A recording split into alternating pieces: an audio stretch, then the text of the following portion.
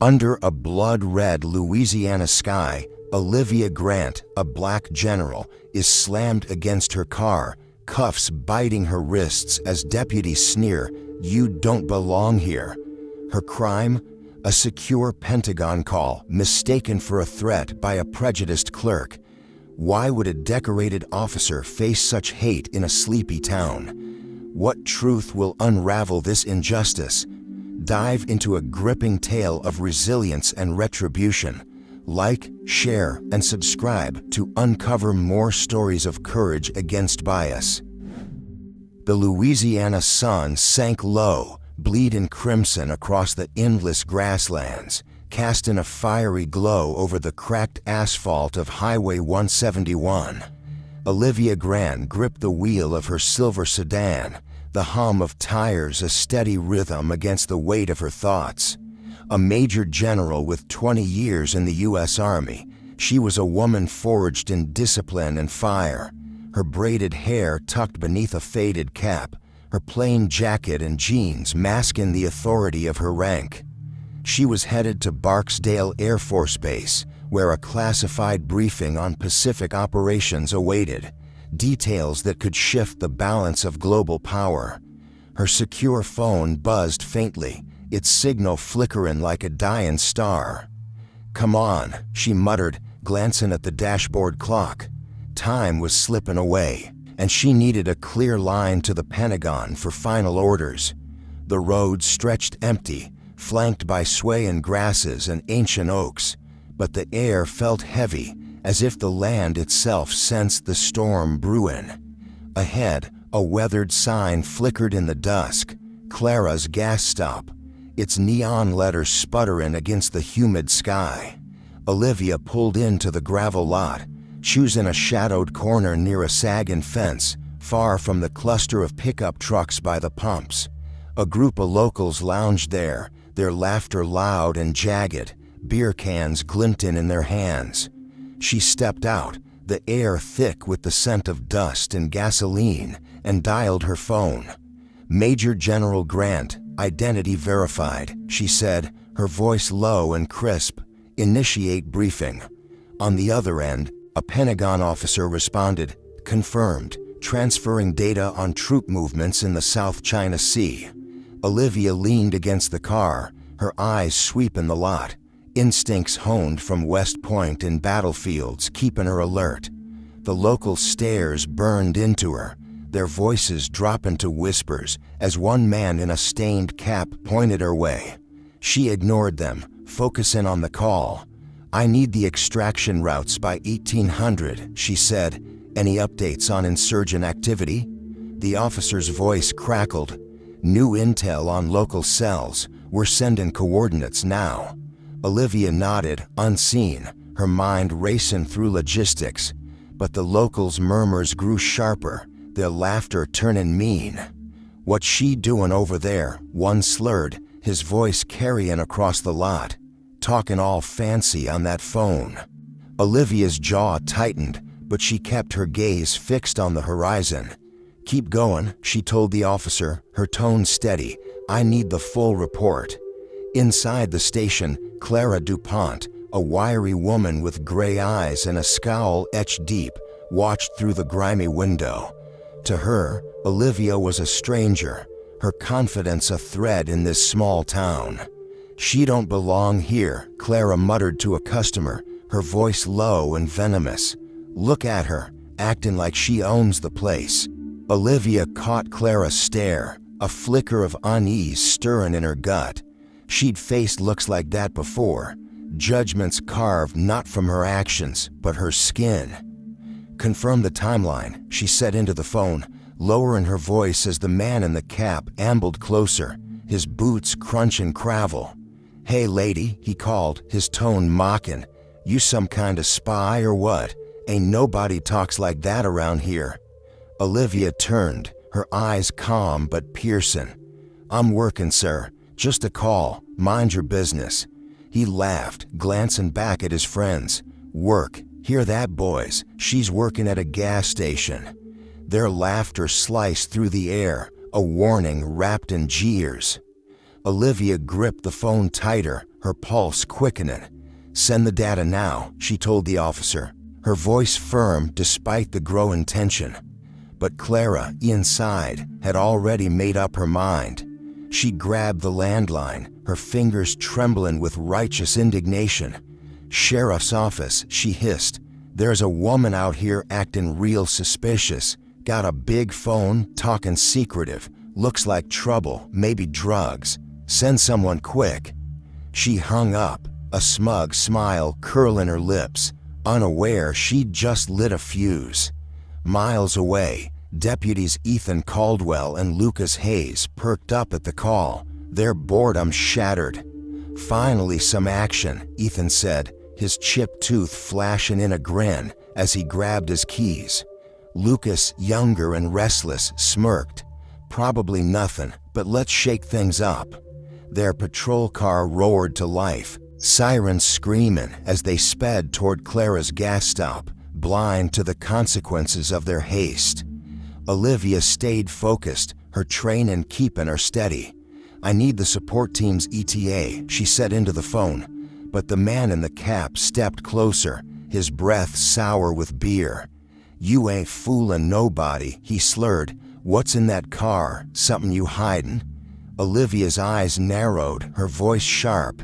"Back off, I won't say it again."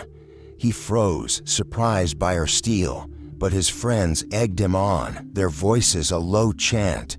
She turned away, her heart pounding now, not from fear, but from the weight of what she knew was coming.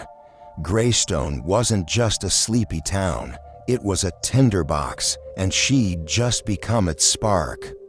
The horizon darkened, the sun slipping below the grasslands, leaving only the neon glow of the gas station. Olivia's phone buzzed with incoming data, but her eyes flicked to the road, where faint red-blue lights pulsed in the distance. Her stomach tightened. "Finish the transfer," she told the officer, her voice urgent. "I may lose signal."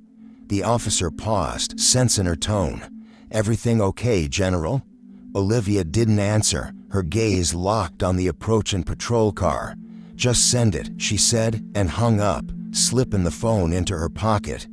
The locals fell silent, their eyes gleaming with anticipation as the car screeched into the lot, gravel spraying like a storm. Olivia stood tall, her hands visible, ready for whatever came next. She had faced worse than this: war zones, ambushes, impossible odds. But here, in this quiet corner of Louisiana, a different kind of battle was about to begin. The dusk deepened over Clara's gas stop, the neon sign buzzing faintly as the Louisiana air grew thick with tension. Olivia Grant stood by her silver sedan, her secure phone pressed to her ear, the Pentagon officer's voice relaying critical details of the Pacific operation. Her posture was steady, but her senses were sharp, catching every shift in the lot. The low hum of crickets, the rustle of grass, the hostile murmurs from the group of locals by the pumps. Their laughter had faded, replaced by pointed stares, their beer cans glinting like weapons in the dying light. Olivia's focus wavered as one man, his face shadowed under a worn cap, took a step closer, his boots grinding gravel. She lowered her voice, speaking into the phone. "Confirm the coordinates. I need the intel locked before I lose you." The officer responded, "Data secured, sending now." But the man's voice cut through, loud and taunting. "What's all that secret talk, huh? You running some kind of scam out here?" Olivia's eyes flicked to him, her tone cool but firm. "I'm on a call, sir. Step back." He smirked, undeterred, turning to his friends. "She's acting like she's somebody important, ain't that rich?" Their chuckles grated, a chorus of mockery that tightened the air. Olivia ignored them, her training keeping her anchored. "Send the extraction protocols," she told the officer, her voice clipped. "I don't have much time." Inside the station, Clara DuPont leaned over the counter, her gray eyes narrowing as she watched the customer. The customer beside her, A wiry man in a flannel shirt shrugged. "She's just talking on a phone, Clara. What's the big deal?" Clara's lips pursed, her voice low and bitter. "You don't get it, Tom. People like her come through, acting all high and mighty, stirring up trouble. I know her type." Tom raised an eyebrow, but said nothing, his gaze lingering on Olivia with curiosity rather than judgment. Clara's hand twitched toward the phone again, her earlier call to the sheriff's office fueling her resolve. "They'll handle her," she muttered, more to herself than Tom. "Greenstone don't need her kind." Outside, the man in the cap edged closer, his boldness growing with his friend's encouragement. "You got something to hide, don't you?" he pressed, his voice slurring slightly. "What's in that car? Drugs? Money?" Olivia's patience thinned, her eyes locking onto him. "I told you to back off. Do it now, or you'll regret it." Her tone was a blade, cutting through his bravado. He hesitated, his smirk faltering, but one of his friends shouted, "Don't let her talk to you like that, Ray." Ray's jaw tightened, his hand flexing as if itching for a fight. Olivia's heart raced, not from fear, but from the calculus of survival. How many steps to the car, how fast she could move, what she'd do if they rushed her. The Pentagon officer's voice broke through, urgent. "General, we've got a new report on insurgent movements. You need to." The line crackled, drowned by the roar of an approaching engine. Red and blue lights flashed in the distance, slicing through the dusk like a warning. Olivia's stomach knotted as she hung up, slipping the phone into her jacket. "Trouble's here," she murmured, her eyes tracking the patrol car as it sped into the lot, gravel spraying like shrapnel. The locals fell silent, their faces lit with anticipation, phones raised to capture the unfolding drama. Olivia stood her ground, hands visible, her military training steadying her breath. She'd faced ambushes before, but this felt different, a trap set by whispers and prejudice. The car screeched to a stop, and two deputies stepped out, their silhouettes menacing against the neon glow. Ethan Caldwell, broad and grizzled, adjusted his holster with a smirk. Lucas Hayes, younger and lean, moved with restless energy, his eyes glinting with excitement. Ethan's voice boomed across the lot. "What's going on here? We got a call about suspicious activity." Olivia kept her tone even, her hands raised slightly. "I'm making a work call, officer, nothing suspicious." Lucas snorted, stepping closer. "Work? Out here? You're a long way from anywhere that matters." His words dripped with scorn, his gaze raking over her as if she were already guilty. Olivia's eyes narrowed. "I'm on federal business. You want details, you'll need clearance." Ethan laughed, a harsh sound that echoed off the station's walls. "Clearance? You hear that, Lucas? She thinks she's above us." He crossed his arms, his stance widening. "What's your name, and what's in that car?" Olivia's voice stayed calm, but her words carried weight. "My name's irrelevant until you show me you're following protocol. Check my ID if you need answers." Lucas leaned in, his breath sharp with coffee. "We don't need your permission to check anything. You're in Greystone now." The crowd grew bolder, a woman in a denim jacket whispering to her friend, "She's got some nerve talking to them like that." Another man, older, shook his head. "She's gonna make it worse for herself." Inside, Clara watched with a triumphant nod. "Told you," she said to Tom, who frowned, his fingers tapping the counter. "Maybe we should hear her out, Clara. She don't look like no criminal." Clara scoffed. "You're too soft, Tom. She's hiding something, mark my words." Olivia sensed the trap tightening, the deputies' egos feeding off the crowd's energy. "I'm not your suspect," she said, her voice rising slightly. "I'm an officer on duty. You want to escalate this, you'll answer to more than your sheriff." Ethan's smirk faded, replaced by a flicker of unease, But Lucas pressed forward, his voice mocking. "Officer, you're playing a dangerous game, lady. Keep talking and we'll see how tough you are."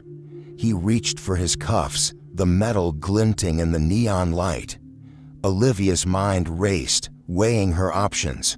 She could comply, hand over her ID, and hope they'd listen. But their eyes told her they'd already decided her guilt. She stood taller, her voice cutting through the tension. "You touch me without cause, you're starting something you can't finish." The words hung in the air, a challenge that silenced the crowd. Ethan's hand froze on his holster, his eyes darting to Lucas, who grinned like a predator closing in. The patrol car's lights pulsed, casting their shadows long and jagged across the lot, as the night braced for what came next. The neon glow of Clara's gas stop flickered, casting jagged shadows across the gravel lot as the Louisiana night thickened with menace. Olivia Grant stood by her sedan, hands raised, her gaze steady despite the cold metal of Deputy Lucas Hayes's cuffs glinting in his hand. The patrol car's red and blue lights pulsed, bathing the scene in an eerie rhythm that matched the pounding of her heart. Deputy Ethan Caldwell loomed beside Lucas, his broad frame blocking the crowd of locals, their phones raised like silent judges. The air crackled with anticipation, the crowd's murmurs a low hum of excitement and unease. Olivia's military training kept her calm, but inside a fire burned, not fear, but indignation at the injustice unfolding. She spoke, her voice clear and unyielding. "You're crossing a line. Verify my identity before this goes further." Lucas smirked, twirling the cuffs. "Identity? You're just a stranger causing trouble. We don't need your story." He stepped closer, his eyes glinting with reckless thrill. Ethan, more cautious, held up a hand. "Hold up, Lucas. Let's see her ID first." Olivia nodded toward her jacket pocket. "It's there, along with federal orders. Check them." Ethan hesitated, then reached for the pocket, pulling out her military ID and a sealed document. He squinted at the ID, its official seal catching the light, but Lucas scoffed. "That's fake. Anyone can print a card these days." He snatched the ID, tossing it onto the car hood where it skidded to a stop. Olivia's jaw tightened, her voice low but sharp. "That's a federal ID. You're tampering with evidence now." Ethan frowned, picking up the document, but Lucas cut in, his voice loud for the crowd. "Evidence? You're the one sneaking around, talking on some spy phone. What's the real deal? Drugs? Smuggling?" The crowd stirred, a man in a flannel shirt shouting, "Yeah, what's she hiding?" A younger woman beside him, her phone trembling, whispered, "They're not even looking at her papers." Inside the station, Clara DuPont watched, her arms crossed, a triumphant glint in her eyes. "See," she said to Tom, the customer at the counter. "She's got them fooled, but not me." Tom shook his head, his voice low. "Clara, you're stirring up a mess. She don't look like no crook." Olivia locked eyes with Ethan, ignoring Lucas's taunts. "Call your dispatch, run my clearance, you'll see who I am." Ethan's grip on the document tightened, but Lucas laughed, stepping so close she could smell his stale breath. "We don't take orders from you. Turn around, hands back." Olivia didn't move, her voice rising with authority. "You're not cuffing me without cause. I'm a major general on active duty. This is your last warning." The crowd gasped, some laughing, others falling silent. A man in a denim jacket muttered, "General, no way." But the young woman filming whispered, "She's not backing down, she's got guts." Lucas's smirk vanished, replaced by a snarl. "You're resisting arrest now." He grabbed her arm, twisting it with force. Pain flared, but Olivia stayed rigid, her voice a blade. "Let go, or you'll answer to the Pentagon." Ethan hesitated, his radio crackling with static, but Lucas was relentless, snapping the cuffs on her wrists, the metal biting deep. "Keep talking," he hissed. "Makes it sweeter when you break." He shoved her against the car, the impact rattling the frame. Olivia's phone slipped from her pocket, hitting the gravel with a crack, the Pentagon's voice fading into silence. Inside, Clara nodded approvingly. "About time," she muttered. Tom turned away, his face tight. "This ain't right, Clara, you know it." The crowd pressed closer, their voices a chaotic chorus. A boy in a hoodie shouted, "Lock her up," while the woman filming zoomed in, her hands shaking. "They're going too far," she said to her friend, who nodded, eyes wide. Olivia's voice cut through, steady despite the pain. "You're making a grave error. Stop this now, and you might still walk away clean." Ethan's eyes darted to the ID on the hood, doubt creeping in, but Lucas laughed, kicking her phone into the dirt. "Walk away. You're the one going nowhere." He turned to the crowd, arms spread like a showman. "What do y'all think? She look like she's running something illegal?" Laughter rippled, but not all joined in. The older man in the denim jacket looked away, uneasy. Olivia's radio crackled again, louder this time, a voice breaking through. "Unit 4, report. Subjects tied to federal jurisdiction. Confirm ID immediately." Ethan froze, his hand trembling, but Lucas, undeterred, leaned close to Olivia. "Federal, nice try. This is our turf." Olivia's eyes burned into his. "Your turf ends where the truth begins. You're out of time." Ethan picked up the ID, studying it closely now, his face paling. "Lucas, hold on. This looks real." Lucas spun, his voice sharp. "Real. She's playing us, Ethan. Don't fall for it." He grabbed the ID, tearing it in half, the pieces fluttering to the ground.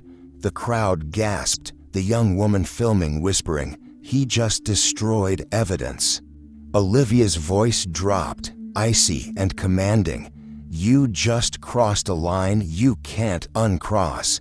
Pick up those pieces or you'll regret it." Lucas laughed, but it was forced, his eyes flicking to Ethan, who was now clutching the radio. "Dispatch, this is Caldwell," Ethan said, his voice unsteady. "We need verification on a military ID."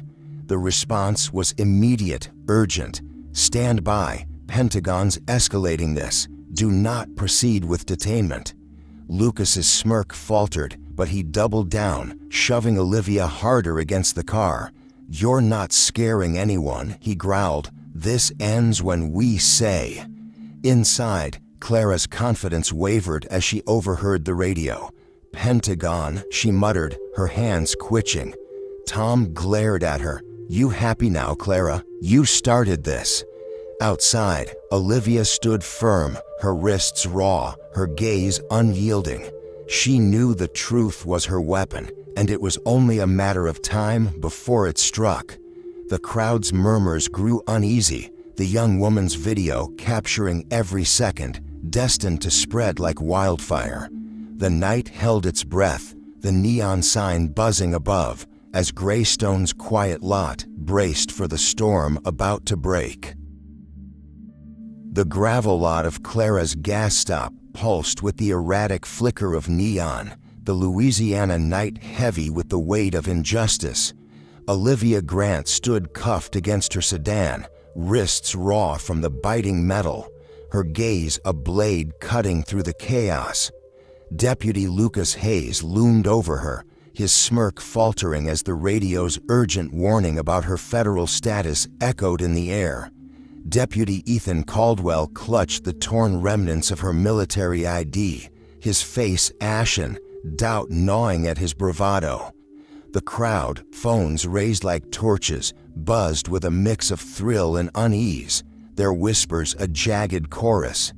Inside the station, Clara DuPont's smugness wavered, her hands fidgeting as she muttered to Tom, "They'll sort her out." but Tom's glare was sharp. "You've done enough, Clara. This ain't justice." The air crackled, a storm ready to break, as Olivia's voice sliced through, low and commanding. "You've got seconds to fix this. Call your command." Lucas laughed, a brittle sound, stepping closer. "Command? You're nobody here, just another troublemaker." He kicked at the cracked phone in the dirt, its screen dark, a silent witness to his recklessness. Ethan, gripping the radio, hesitated, his voice unsteady. "Lucas, we need to check this. If she's Pentagon."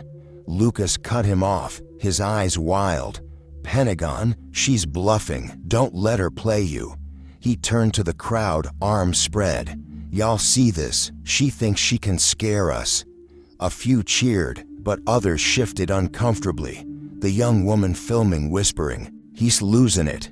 Her friend nodded, eyes fixed on Olivia's unyielding stance. Olivia's voice rose, steady despite the pain in her wrists. "You destroyed federal property. That's a felony. Keep going, and you'll bury yourself." Ethan's hand trembled, the radio crackling again. "Unit 4, stand down. Subject's clearance is Alpha 1. Release her now." Lucas froze, his smirk gone, but defiance flared. "Alpha 1? That's nothing. She's lying."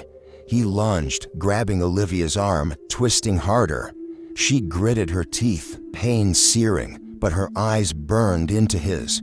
"You're not just hurting me. You're hurting everyone who trusted you to do right." The words struck like a whip, silencing the crowd. A man in a denim jacket muttered, "She's got a point." The young woman filming zoomed in, her voice barely audible. "This is going viral." Inside, Clara's confidence crumbled as the radio's urgency sank in. "What have I done?" she whispered, her hands shaking. Tom turned away, disgusted.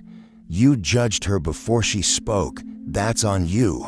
Outside, Ethan fumbled with the radio, his voice cracking. "Dispatch, confirm the clearance. We're holding her." The response was immediate, sharp. "Release her, Caldwell. Barksdale's en route. You're in deep." Ethan's face drained of color, but Lucas, unhinged, grabbed the torn ID pieces, shoving them into his pocket. "No evidence, no problem," he hissed, his eyes darting to Olivia. She saw the move, her voice icy. "You think hiding that saves you? The truth doesn't need paper." A roar of engines shattered the tension. Black SUVs tearing into the lot, dust swirling like a tempest. The crowd parted, phones still recording, as Barksdale's team spilled out, their movements precise. Colonel Marcus Tate, lean and commanding, strode forward, his uniform crisp, his eyes blazing. "Deputies, stand down," he barked, his voice thunder. Ethan dropped the radio, hands raised, but Lucas stepped back, clutching the pocket with the ID. Marcus's gaze locked on Olivia, his tone softening. "Ma'am, are you hurt?" Olivia straightened, her voice firm despite the cuffs. "Scrapes won't stop me, Colonel, but these men have." She nodded at Lucas. "He destroyed my ID. Check his pocket." Marcus's eyes narrowed, turning to Lucas. "Hand it over, now." Lucas's defiance wavered, his hand hovering, but Ethan, breaking, shouted, "Just do it, Lucas, we're done." Lucas glared, then tossed the torn pieces to the ground, his voice bitter. "Take it, won't change nothing." Marcus signaled a soldier, who collected the fragments, his face grim. "You've obstructed a federal officer," Marcus told Lucas. "You're suspended, effective immediately." Ethan stammered, "We didn't know, sir. She wasn't in uniform." Olivia cut in, her voice searing. "You had my orders, my ID, my word. You chose not to listen. That's not ignorance, that's bias." The crowd fell silent, the weight of her words sinking in.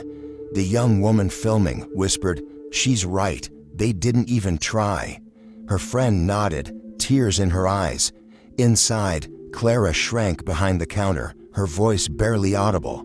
"I was protecting the town." Tom scoffed. "You were protecting your hate, Clara. Look at her. She's more than you'll ever be." Marcus uncuffed Olivia, the metal clinking as it fell. She rubbed her wrists, red welts stark against her skin, and retrieved her broken phone, its loss a blow to the mission. "Sensitive data was on that," she told Marcus, her voice low. "If it's compromised, they're liable." Lucas laughed, a desperate sound. "Compromised? You're reaching now." Olivia stepped toward him, her presence towering. "You broke more than a device. You broke trust in the system I serve." Marcus turned to the deputies, his voice cold. "You'll answer to a federal inquiry. Step back." Ethan complied, his head bowed, but Lucas, reckless, lunged for the soldier holding the ID pieces, trying to snatch them. "You're not pinning this on me," he shouted. Olivia moved instinctively, her training kicking in, grabbing his wrist and twisting it with precision. Lucas yelped, dropping to his knees, the crowd gasping. "Enough," she said, releasing him. "You've done enough damage." Marcus nodded, respect in his eyes. "Well handled, General. Let's get you to Barksdale." The SUVs formed a protective ring, soldiers escorting Olivia to the lead vehicle. She paused, turning to the crowd, her voice carrying across the lot. "You watched this happen. You can stay silent, or you can demand better. Choose." The young woman filming lowered her phone, her voice trembling. "I'm posting this. People need to know." An older man in a worn jacket nodded. "She's right. This ain't how Greystone should be." Clara, watching from the window, turned away, her face pale, the weight of her actions settling like dust. At the Pentagon, Major Lisa Chen stared at a blinking red signal, her voice tight. "Grant's offline. We've lost her." Colonel David Reed slammed a fist on the desk. "Barksdale's there. Get Jag on the line. This is a crisis." A technician typed furiously, confirming the gas station's location. "Team's on site, sir. They've got her." Reed's jaw tightened. "I want those deputies' badges. No one humiliates a general and walks away." In the SUV, Olivia sat upright, her mind racing. Marcus broke the silence. "The Pentagon's mobilizing. This won't stay quiet." Olivia nodded, her voice resolute. "It shouldn't. This isn't just about me. It's about every person judged before they're heard." She gripped the broken phone, its cracked screen a symbol of the fight ahead. The crowd dispersed, but the young woman's video was already spreading, Olivia's cuffed image a spark igniting outrage.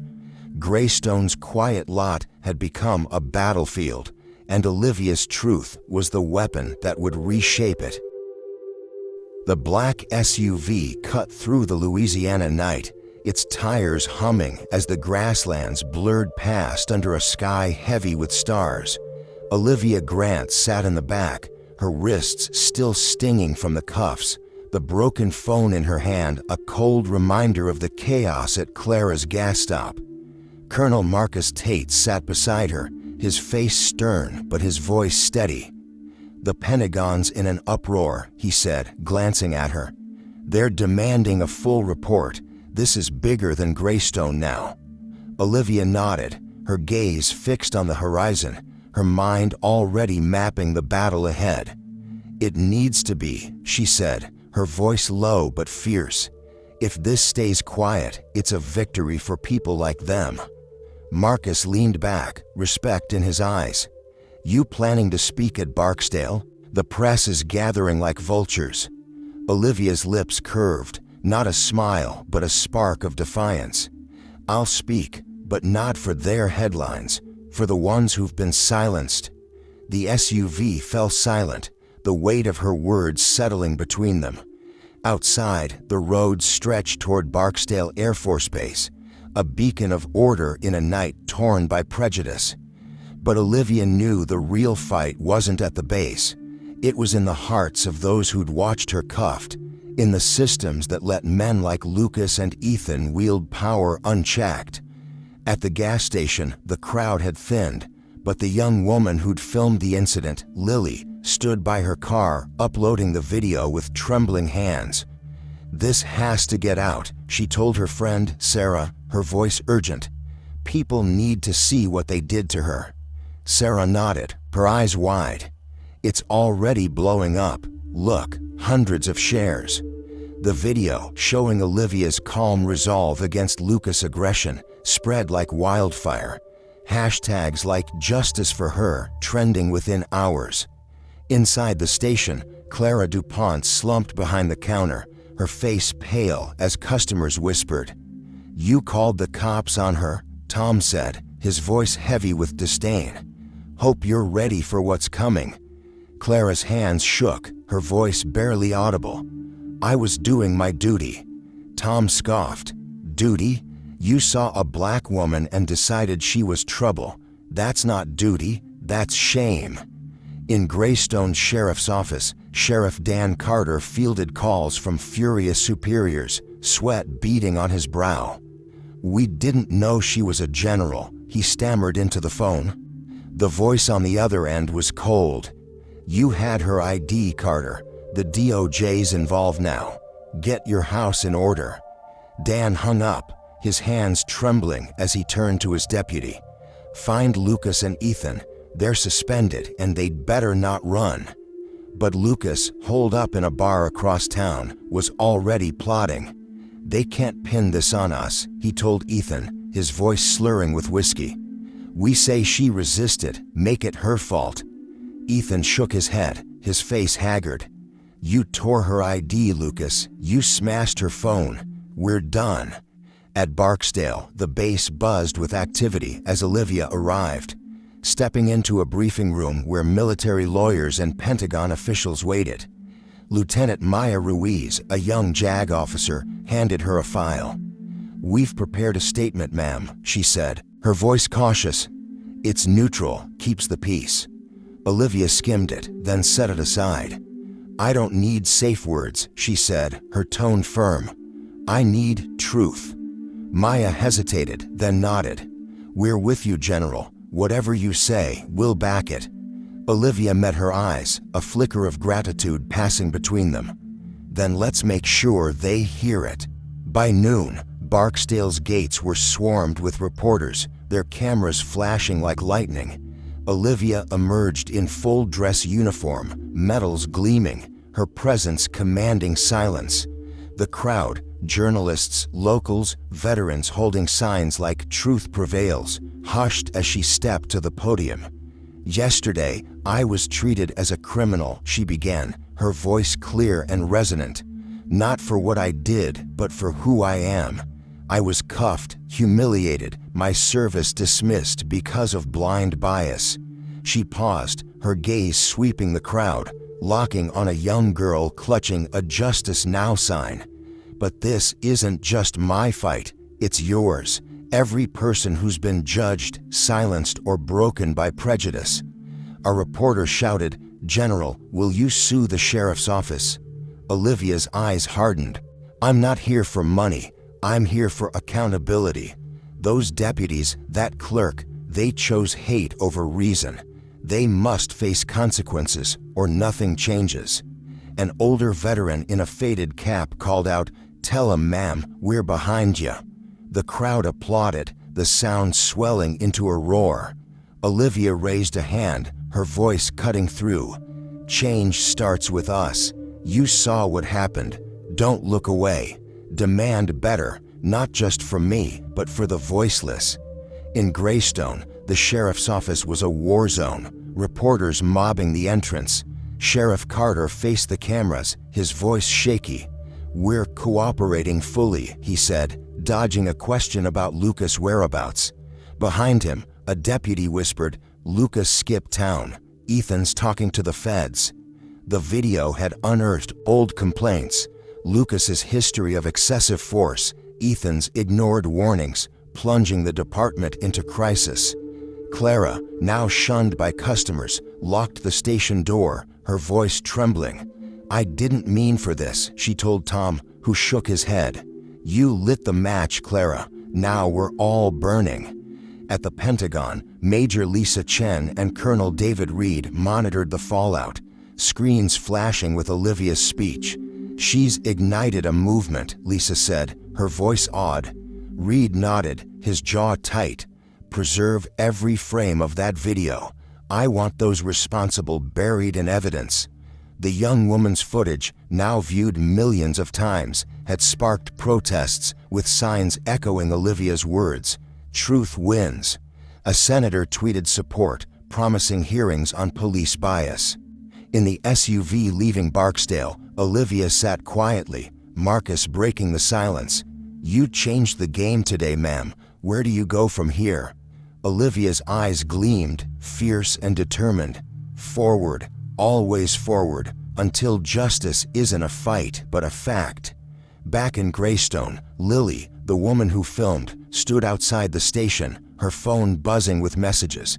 "I didn't know it'd go this far," she told Sarah, her voice trembling. "But I'm glad it did."